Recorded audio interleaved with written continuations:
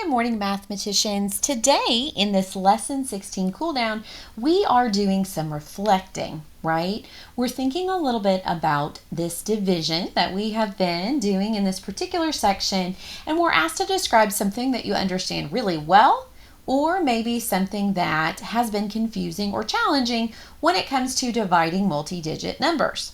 Now, again, answers vary in what you can respond. Certainly, this is your chance just to reflect on the positives, what you understand well, and maybe still your areas of growth in how we can continue to support you in your skills.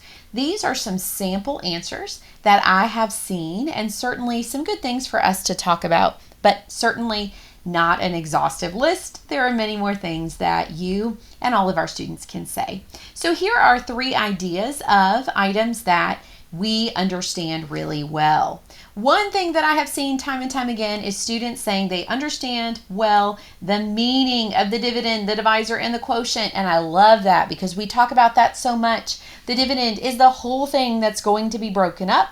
The divisor is how many groups or the portion size that it's going into, and the quotient is how many groups we make, right? I love hearing that students are really latching onto the parts of the division problem and what it always means. Because as we continue in our units, we'll see it's not always that the dividend is just the biggest number.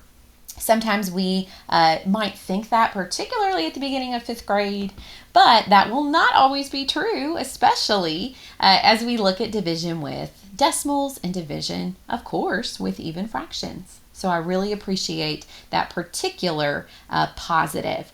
The next thing I often hear from students is that students feel like they can jump into the fact really strongly with partial quotients if they can do the divisor times 10 or the divisor times 100, that is really a strength for them, okay? Now there's a related delta or a related area of growth that comes with that. So I guess I'll kind of jump to the middle here. Students will sometimes tell me that they tend to always want to take a group of 10 or a group of 100, and they struggle if the problem doesn't suit itself to that, right? If that's not really an efficient way to get to the answer. You can always do that, but sometimes they find that they're really chipping away at the dividend very slowly if they have to take repeated groups of 10. Okay, now the last of the blue positives is a lot of students really like partial quotients. They understand the steps and they really like that they just get to do what they see in it. It's not like, for example, long division where we have to have the same number written down. Now, if I say long division and you think to yourself, I don't even know what long division is, that's okay. And to be honest, that's the idea at this point in your math curriculum. Long division is not something that we are utilizing. However, as you can see in the third of these red ideas, sometimes, unfortunately, students come to us already knowing long division, and that can make partial quotients seem strange or seem tedious.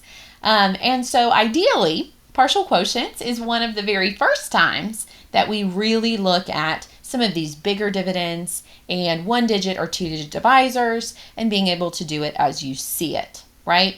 Well, the last one that we haven't talked about from the confusing or challenging side is actually this top one.